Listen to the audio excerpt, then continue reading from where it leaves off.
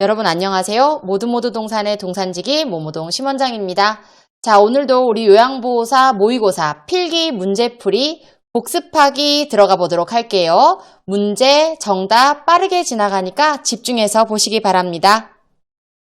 1번 등급판정위원회의 심의 결과 노인 장기요양보험 급여를 받을 수 있는 대상자는 1. 팔이 골절된 65세 남자 2. 혈압약을 복용하는 58세 여자 3. 결핵으로 신체활동이 제한적인 60세 여자 4. 당뇨약을 복용하는 60세 남자 5.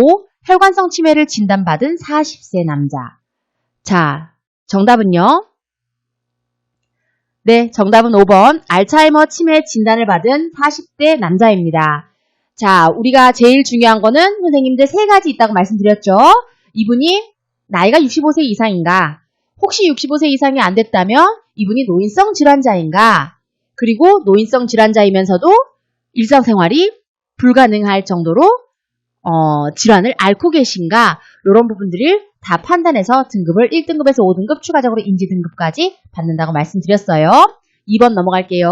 노인 장기요양보험 표준 서비스 중 신체활동 지원 서비스에 해당하는 것은 1. 생활상담 2. 행동변화 대처 3. 구강관리 4. 기본동작훈련 5. 신체기능훈련.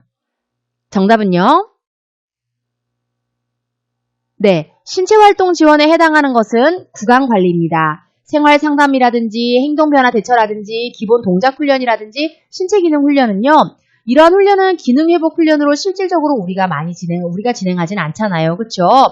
행동변화 대처는 치매관리 지원은 요양보호 선생님들이 지원하시기도 합니다. 생활상담은 그렇죠. 정서지원 서비스로 우리가 하죠. 근데 여기서 우리가 제일 많이 하는 거는요. 신체활동 지원 서비스를 실질적으로 가장 많이 지원해요. 신체활동 지원 서비스는 실질적으로 내가 몸을 이용해서 대상자의 신체활동을 지원해 주는 거예요. 예를 들면 얼굴을 닦여드린다든지 식사를 하실 때 도와드린다든지 식사를 준비해 드리는 거는 뭐예요? 그거는 일상생활 지원 서비스예요. 장복이 뭐예요? 일상생활 지원 서비스예요. 그런데 내가 병원 가는 거는 뭐예요? 병원 가는 거야. 밖에서 나가서 서비스하는 거예요. 그거는 개인활동 지원 서비스입니다. 자, 선생님들께서 이 표준 서비스 다른 점 꼭 아셔야 돼요. 모르시겠다면 제 거 파트별 강의로 다시 공부하고 오세요. 3번 대상자의 집에서 방문요양과 방문간호를 동일한 시간에 제공하였을 때 부득이한 사유를 기록하는 서식지는 1. 업무일지 2. 업무보고서 3. 장교양 급여 제공 기록지 4. 상태기록지 5. 인수인계서. 자, 정답은요? 네, 방문요양과 방문간호에서는요, 부득이한 사유를 어디다 적냐고요? 네, 우리가 흔히 얘기하는 일지라고 얘기하는 것에 적는데요. 그것의 실질적인 명칭은요, 장기요양 급여 제공 기록지. 이게 공식 명칭이에요. 장기요양 급여 제공 기록지. 장기요양 급여 제공 기록지예요. 내가 이 부득이한 사유, 우리는 특이사항 란에다가 맨 마지막 줄에다가 이 장기요양 급여 제공 기록지 부득이한 사유를 특이사항 란에다가 적습니다. 어디다가요? 장기요양 급여 제공 기록지의 특이사항 란이요. 그러니까 선생님들은 기억하실 거 장기요양 급여 제공 기록지 낯서실 수 있지만 이게 공식 용어이기 때문에 이 용어를 꼭 기억하셔야 됩니다. 4번 요양보호사가 제공하는 정서지원 서비스 중 의사소통 도움에 해당하는 것은 자, 정답은요. 네, 여기서 얘기하는 의사소통 도움은요. 실질적으로 의사가 오가야 돼요. 나의 의견이 저쪽으로 가야 되고 저쪽의 의견이 내게도 와야 되고. 자, 그렇다 치자면요. 말벗이라든지 위로라든지 격려라든지 생활상담은 그래요. 물론 또 어떻게 보면은 이분하고 대화를 하는 거니까 우리는 흔히 이런 걸 의사소통한다고 하니까 좀 헷갈리실 수가 있겠지만요. 이 3가지는 정서적 지지고요. 생활상담 같은 경우는요. 얘도 정서적 지지에 들어가죠. 그런데 신체나 가사활동 지원 서비스에 제한해서 상담을 해야 된다는 거 만일 너무 어려우시다면요. 요거는 기억을 안 하셔도 사실 상관은 없습니다. 정답은 3번 편지 대필이에요. 혹은 책 읽기, 혹은 편지 적어드리기, 신문 전달, 콜벨 대처, 구두 의사 전달 어떤 의견이 다른 쪽으로 전달될 때 우리는 의사소통에 도움을 드렸다라고 이야기할 수 있겠습니다. 이 부분 선생님들 한번 기억하세요. 5번 다음 사례에서 요양보호사의 수행 역할로 옳은 것은 편마비 환자가 잔존 기능을 최대한 발휘할 수 있도록 요양보호사가 지지하였더니 환자 스스로 식사와 옷 입기를 할 수 있게 되었다. 1. 관찰자, 2. 중재자, 3. 정보 전달자, 4. 옹호자, 5. 동기유발자. 자, 정답은요? 네, 너무 쉬웠죠? 스스로 하도록 우리가 지지해 줬더니 이분들이 결국 스스로 하게 되었다. 다시 얘기하면 동기유발자의 역할을 했다. 능력을 최대한 발휘하게 도와주었다. 우리는 이러한 역할을 해야 된다는 거예요. 관찰자는 심신의 상태를 보는 사람이고요. 정보 전달자는 신체 심리적 정보를 전달해 주는 사람이고요. 옹호자는 대상자가 혹시 학대나 소외나 이런 차별을 받고 계실 때 옆에서 편들어 드리는 거고요. 중재자는 실제로 우리 책에 나오지는 않았어요. 사회복지사는 중재자의 역할도 하기도 합니다.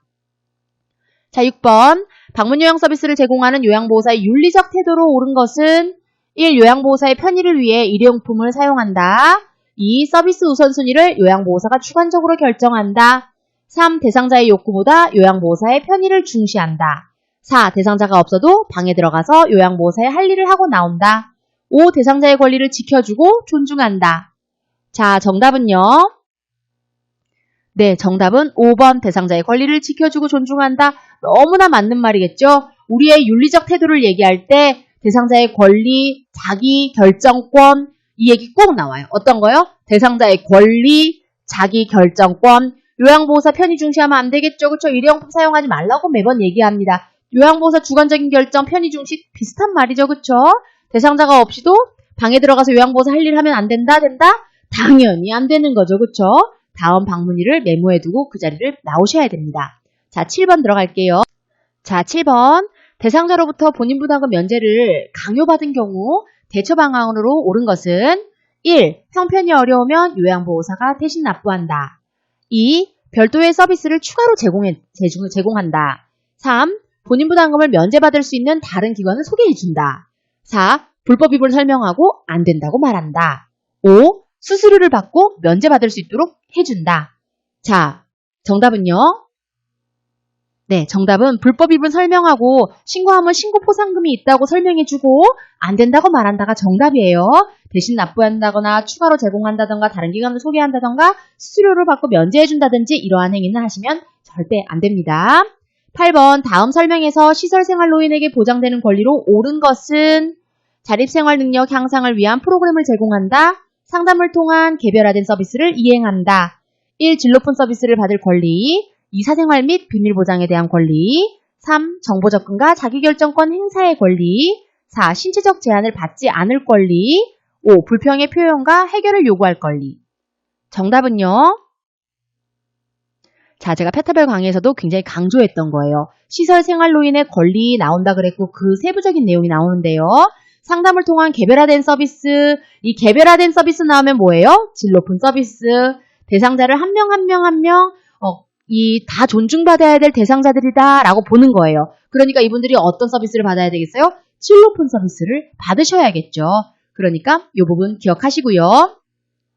다음에서 파악되는 노인학대 유형으로 옳은 것은 의도적으로 약을 복용하지 않아 건강이 악화되었다. 물과 식사를 섭취하지 않는다. 1. 유기, 2. 자기방임, 3. 신체적 학대, 4. 방임, 5. 재정적 학대. 자, 정답은요? 네, 자기방임이에요. 본인 스스로가 물과 식사를 섭취하지 않는다는 거예요. 이거는 노인학대 유형 중에 우리가 섭취를 시키지 않았다가 아닙니다. 섭취를 본인이 하지 않았다는 얘기예요. 그러니까 자기방임이라는 얘기겠죠. 요양보호사의 스트레스 해소 방법으로 옳은 것은 1. 카페인 섭취를 늘린다. 2. 부정적인 감정들을 숨긴다. 3. 매일 고강도로 운동을 시작한다. 4. 명상으로 몸을 이완시킨다. 5. 사람들은 피하고 혼자 지낸다.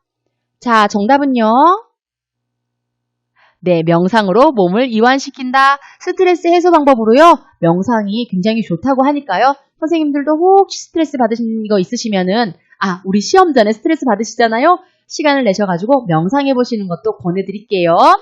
11번 배우자의 사별에 대한 적응 단계 중 노인이 처음으로 경험하는 정서적 반응은 1. 소외감, 2. 상실감, 3. 불안감, 4. 고독감, 5. 정체감. 자, 정답은요? 네, 정답은 상실입니다. 배우자를 보내시고 난 다음에 노인은요, 처음으로 상실감을 경험하게 돼요. 선생님들 혹시나 이 배우자 사별을 겪으신 어르신들이 어떠한 감정을 느끼시는지 알고 계셔야 현장에서 근무하시기가 좋으시겠죠. 상실감을 느낀다는 거, 그 마음 충분히 우리가 헤아려 드리고 공감해 드려야 된다는 거, 그것도 같이 기억하시면 좋겠습니다. 12번 노화에 따른 소화기계의 변화로 옳은 것은 1. 지방의 흡수력 감소, 2. 타액과 위액의 분비 증가, 3. 대장의 활동성 증가, 4. 쓴맛과 신맛의 미각 둔화, 5. 직장벽의 탄력성 증가. 자, 정답은요? 네, 정답은 지방의 흡수력 감소가 정답이에요. 소화기계의 변화로 옳은 것을 찾았고요. 타액과 위액의 분비가 증가되는 게 아니죠. 감소되죠. 그래서 혹시 구강 건조증이 오실 수도 있다고 얘기했어요. 구강 건조증이 온 분들에게는 식사를 준비해 드릴 때 자박하게, 물을 좀 자박하게 해서 음식을 드리면은 식사하시기가 수월하다고 했고, 대장의 활동성은 저하가 되니까 소화가 잘 안 되죠. 신맛과 쓴맛의 미각의 둔화 아니죠? 단맛과 짠맛이 둔화가 되죠. 그쵸? 신맛과 쓴맛은 오히려 올라가게 돼 있죠. 직장변의 탄력성이 증가했으면 우리가 실금이 나오겠나요? 아니죠. 실변이 안 나오겠죠. 그러니까 탄력성도 저하가 됩니다. 그러니까 정답은 1번 지방의 흡수력 감소가 되겠습니다. 13번 심장의 수축력이 저하되어 현기증, 호흡곤란, 피로 등이 나타나는 질환은 어떤 걸까요? 심장의 수축력과 연관되어 있는 거 정답은요? 네, 정답은 3번 심부전이 되겠습니다. 심부전은요, 심장에 관련된 얘기예요. 심장의 수축력이 저하돼서 현기증이나 호흡곤란, 피로 등이 나타나는 질환은 심부전. 선생님들 따로 기억하세요. 14번 노인의 생식기계 변화로 옳은 것은 1. 성호르몬 증가, 2. 질 분비물 저하, 3. 골반 근육 조절 능력 증가, 4. 성적 욕구 감소, 5. 방광의 저장 능력 증가. 자, 정답은요? 네, 정답은 질 분비물 저하가 정답이 되겠습니다. 질 분비물이 저하돼서 혹시 성관계를 할 때 통증을 유발할 수도 있고요. 나머지는 성호르몬은 감소가 되고요. 골반의 조절 능력, 근육의 조절 능력은 감소가 돼서 요실금 발생이 될 수가 있죠. 그래서 우리 요실금이 있는 어르신들에게 어떤 운동을 하게 하죠? 골반 근육 강화 운동을 하게 하죠. 그쵸? 누워서 엉덩이만 들었다 올렸다 내렸다 하는 그런 운동이요. 기억나시죠? 자, 성적 욕구 감소, 성적 욕구 감소하는지 증가하는지는요, 남녀마다 차이가 있고 개인마다 차이가 있기 때문에요, 이렇게 감소라고 이야기할 수가 없어요. 방광의 저장 능력이 증가되면 요실금 발생 안 하게요. 그쵸? 감소되니까 요실금이 발생을 하는 거죠. 자, 마지막 문제입니다. 관상동맥이 동맥 경화로 좁아져서 심장 근육에 충분한 산소가 공급되지 못할 때 우리에게 발생되는 통증은 어떤 통증이 있을까? 1. 두통, 2. 요통, 3. 신경통, 4. 복통, 5. 흉통. 자, 정답은요? 우리가 예전에 풀어봤던 문제들이기 때문에 선생님이 바로 정답 찾으셔야 됩니다. 네, 5번 흉통이 되겠습니다. 16번 안전한 환경 조성을 위한 관리 방법으로 옳은 것은 1. 야간에는 조명을 켜지 않는다. 2. 욕실 바닥에 물을 뿌려 습도를 유지한다. 3. 출입문을 기준으로 안과 밖의 공간이 대비되는 색을 칠하여 구분한다. 4. 인테리어는 화려하고 복잡하게 한다. 5. 의자는 발이 바닥에 닿지 않는 높이로 한다. 정답은요? 네, 정답은 3번. 출입문을 기준으로 안과 밖의 공간이 대비되는 색을 칠하여 구분한다가 안전한 환경 조성을 위한 관리 방법으로 옳은 방법입니다. 야간에는 조명을 켜지 않는 거 아니죠. 간접 조명을 사용하시는 게 좋고요. 낙상을 예방하기 위해서 그래요. 욕실 바닥에 물을 뿌려두는 거 위험해요. 그쵸? 넘어지실 수 있죠. 인테리어 화려하게 하는 게 아니라 단순하게 어르신들 복잡하지 않게 해주고요. 의자는 발이 바닥에 닿지 않으면 심리적으로 불안하기 때문에요. 꼭 식사하기, 자세든 어디든 간에 발이 닿는 높이로 해주셔야 됩니다. 17번 노인의 성기능을 감소시키는 요인과 관계가 없는 것은 1. 이뇨제를 복용하는 대상자, 2. 관절염을 치료 중인 대상자, 3. 당뇨병이 있는 대상자, 4. 고혈압 약을 복용 중인 대상자, 5. 전립선 절제술을 받은 대상자.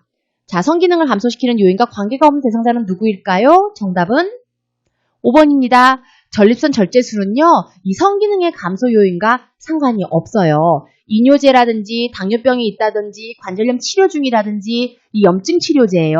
그리고 고혈압을 이 약을 복용하고 있는 분들은요, 성기능을 감소시키는 요인과 관계가 있어요. 그렇지만 전립선 절제술을 받은 대상자는 전혀 성기능과 연관이 없습니다. 물론 심리적으로 위축되실 수는 있겠죠.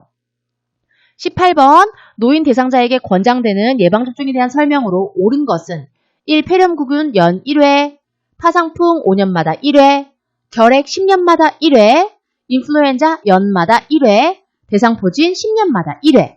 너무 쉬운 문제입니다. 정답은 바로 들어갈게요.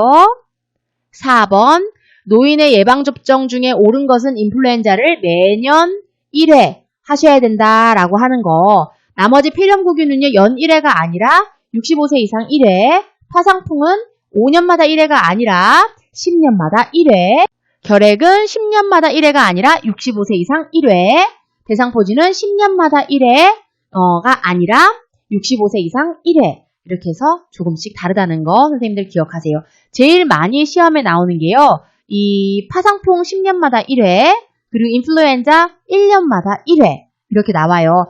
간혹 선생님들께서 대상포진 60세 이상 아니에요? 라고 물어보시는데요. 어차피 55세 이상은 다 1회씩 맞도록 돼 있으니까요. 60세 이상 1회라고 하나, 65세 이상 1회라고 하나, 둘 다 정답이 되겠죠. 자, 19번. 여름 폭염 시 대처해야 할 안전조치사항으로 옳은 것은 1. 신축성 좋은 꽉 끼는 옷을 입는다. 평소보다 물을 가급적 적게, 얼음은 자주 먹는다. 3. 외출할 때는 챙이 넓은 모자와 물통을 휴대한다. 4. 야외 활동을 적극 권장한다. 5. 두통이 있을 때는 가볍게 운동을 한다. 자, 정답은요? 네, 정답은요 3번이에요. 외출할 때 챙이 넓은 모자와 물통을 휴대하셔야 여름 폭염 때 대비를 하실 수가 있겠죠. 그리고 만일 대상자가 힘들어 하시면요, 중간중간 쉬시고 물을 섭취할 수 있도록 도와주셔야겠죠. 20번, 치매 대상자가 실변 시 바로 기저귀를 사용하지 않는 이유는 너무나 많이 나왔던 문제입니다. 수치심을 느낄 수 있다, 피부에 발진이 생긴다, 기저귀의 의존성이 높아진다, 기저귀 비용이 많이 든다, 역한 냄새가 난다. 정답은요?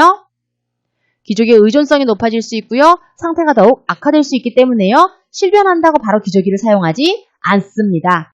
22번, 화재 예방을 위한 방법으로 주의해야 하는 것은 1. 소화기가 비치된 장소를 알아둔다. 2. 난로 곁에는 세탁물을 널어놓는다. 3. 성냥이나 라이터 등은 노인과 어린이들이 손이 닿지 않는 곳에 보관한다.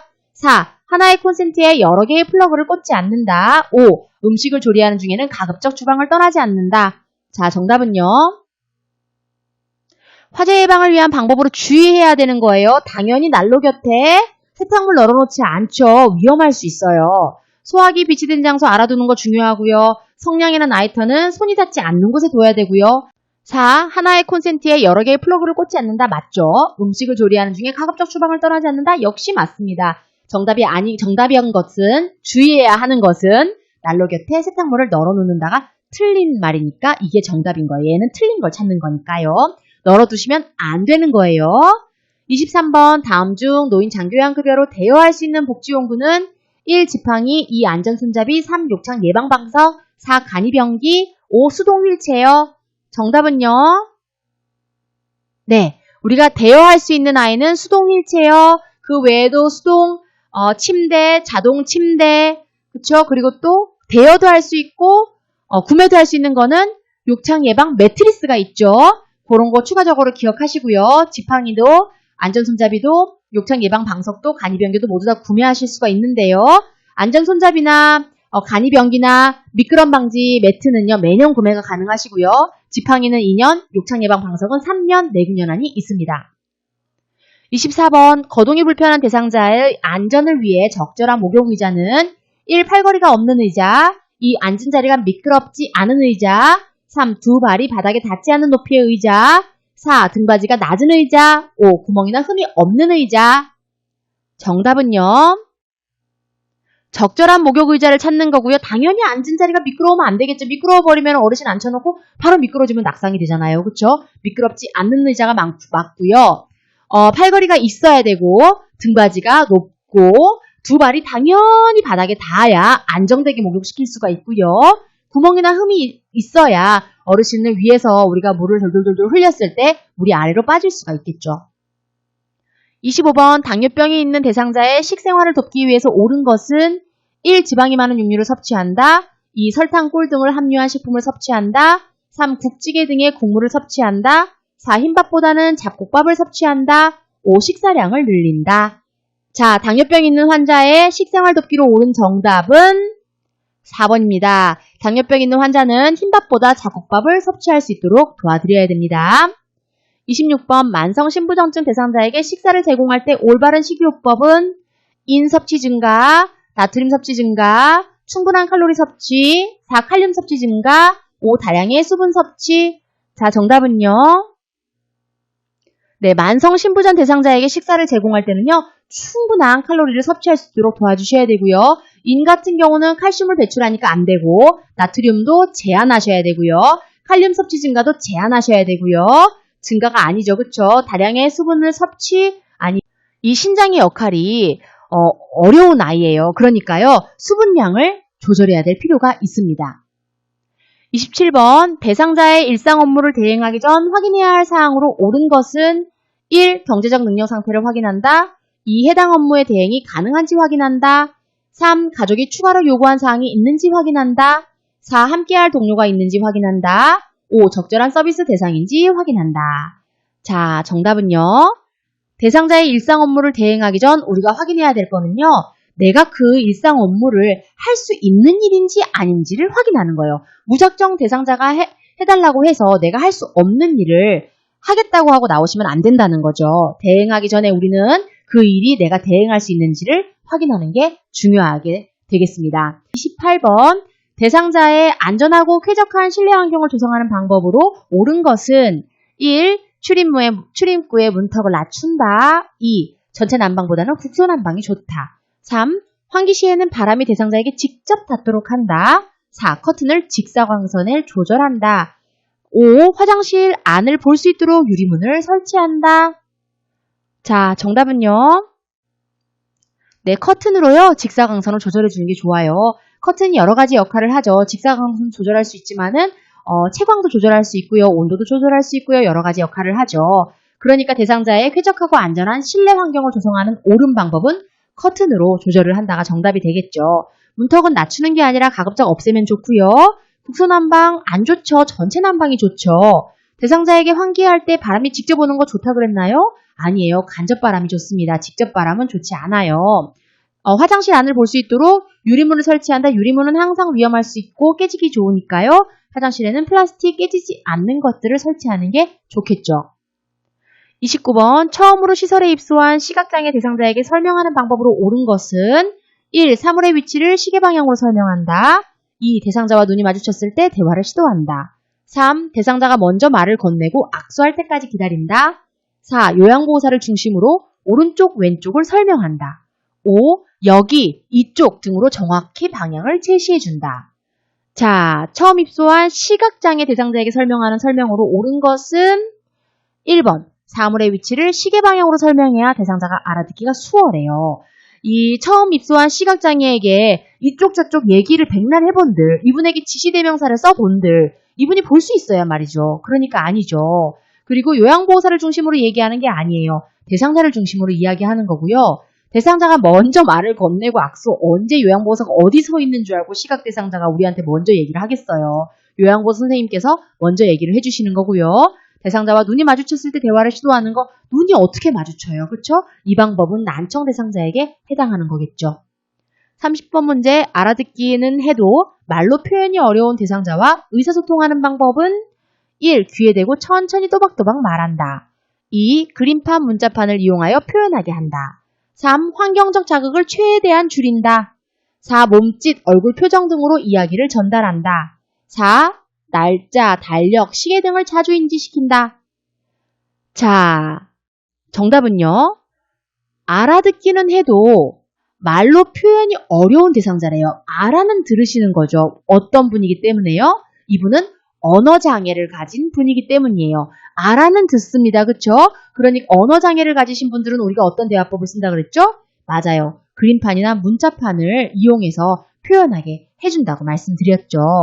귀에 대고 천천히 또박또박 말한다. 귀에 대는 거 아니죠. 그쵸? 환경적으로 자극을 최대한 줄인다. 이런 분들은 주의력 결핍, 환경적 자극을 줄인다고 나오죠. 몸짓, 얼굴 표정 등으로 이야기를 돕는다. 이분들은 난청, 잘 못 듣는 분들에게 몸짓이나 보는 건 문제가 없으시니까 몸짓이나 얼굴 표정으로 얘기를 전달하는 거고요. 날짜나 시계, 달력 등을 자주 인지시키는 건 이거는 진압력 저하 대상자들을 대상으로 해서 하는 의사소통 방법이겠죠.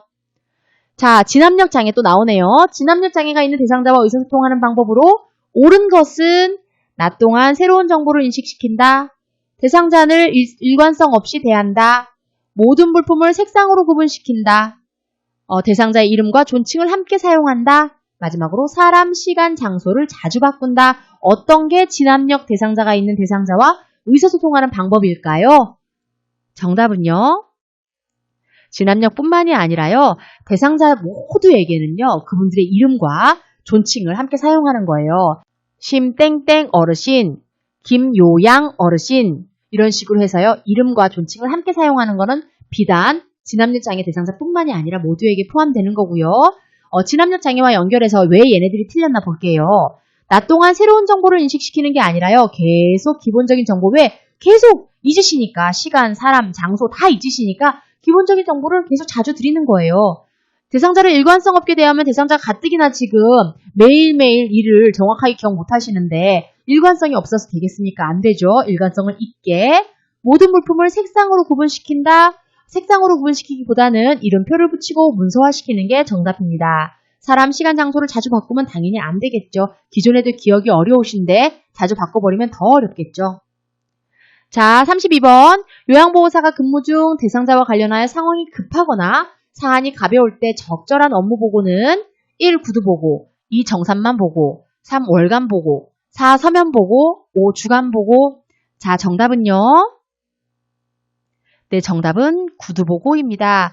요양보호사가요, 근무 중에 대상자와 관련해서 상황이 급하거나 사안이 가벼울 때는요, 그냥 말로만 한 보고를 하셔도 돼요. 그거를요, 우리는요, 구두보고라고 해요. 33번. 인지능력 저하로 자기 마음대로 생각하는 치매 대상자와 의사소통하는 방법은 1. 대화 주제를 자주 바꾼다. 2. 네, 아니요로 답할 수 있는 질문을 한다. 3. 대상자의 행동을 자의적으로 해석하여 의미를 파악한다. 4. 새로운 물건을 활용하여 대화를 시도한다. 5. 대상자가 반응하지 않으면 대화를 바꾼다. 자, 정답은요. 인지저하로 인해서 자기 마음대로 생각하는, 본인이 마음대로 생각하는 치매 대상자예요. 본인 마음대로 치매 대상자들이 요양보호사 선생님들이 그렇게 하지 않으셨음에도 불구하고 막 그렇게 했다라고 얘기하시기도 하고 그래요. 이런 분들은 대화가 아무래도 어렵겠죠. 그러면 어떤 의사소통을 쓰셔야겠어요? 네, 간단하게 대답할 수 있도록 네, 아니요로 대답할 수 있는 질문을 하는 게 좋다라는 거죠. 대화 내용을 가뜩이나 본인 마음대로 생각하시는데 자꾸 바꾸면 대화가 이어지지 않겠죠. 대상자의 행동을 자의적으로 내가 마음대로 해석하는 건 언제나 틀린 지문입니다. 새로운 물건을 활용하는 거 좋지 않아요. 있는 물건, 본인이 안정적으로 느끼는 물건, 항상 사용했었던 계속 내 눈에 익었던 물건을 쓰는 거예요. 대상자가 반응하지 않으면 대화를 바꾼다. 한 번 더 설명해 드린다가 더 맞겠죠. 대화를 막 바꾸거나 그런 게 원하는 것이 아니죠. 34. 시설에서 응급상황 발생했을 때 대처 방법으로 옳은 것은 1. 나이가 많은 대상자부터 처치한다. 2. 긴급을 요하는 대상자 손으로 처치한다. 3. 대상자에게 손상을 입힌 화학약품은 즉시 버린다. 4. 대상자를 발견한 순서대로 처치한다. 5. 대상자를 가급적 빨리 옮긴다. 시설에서 응급상황이 발생했을 때 우리가 해야 될 대처 방법으로 옳은 걸 얘기하래요. 응급상황이 발생했을 때는요. 우리가 어떤 대상자 순으로 처치해야 돼요? 긴급을 요하는 지금 당장 위험에 처해져 있는 그러한 어르신들을 위주로 처치하셔야 됩니다. 나이가 많다거나 손상을 입힌 화학점 즉시 버린다. 이거랑 지금 내가 지금 즉시 뭔가를 버리거나 지금 그 얘기를 하는 게 아니죠. 그쵸? 대상자를 발견한 순서대로 처치한다. 가급적 빨리 옮긴다. 이런 것보다도 가장 중요한 거는요. 긴급을 요하는 대상자를 순서대로 처치한다가 가장 옳은 정답입니다. 35번. 호흡이 없는 대상자에게 심폐소생술을 할 때 가슴 압박을 하는 이유가 뭘까요? 가슴 압박을 하는 이유. 1. 폐에 산소를 공급하기 위해서. 2. 통증을 감소하기 위해서. 3. 심장과 뇌로 충분한 혈액을 공급해주기 위해서. 4. 의식 회복을 위해서. 5. 화병증을 예방하기 위해서. 호흡이 없는 대상자에게 심폐소생술을 할 때 우리가 가슴 압박을 하는 이유는 정답은 심장과 뇌에 충분한 혈액을 공급해주기 위해서 우리는 가슴 압박을 심장에다가 압박을 주는 거예요. 그래서 심장과 뇌로요 혈액이 공급될 수 있도록 해주기 위해서예요. 자, 그래서 선생님 우리 빠르게 복습하기 문제들 계속 보고 있습니다. 저는 시험 전까지 이런 식으로 복습하기 문제 계속 빠르게 보실 수 있도록 문제와 답 형식으로 가져오도록 하겠습니다. 오늘도 영상 끝까지 봐주셔서 감사드립니다. 수고하셨습니다. 모모동의 심원장이었습니다.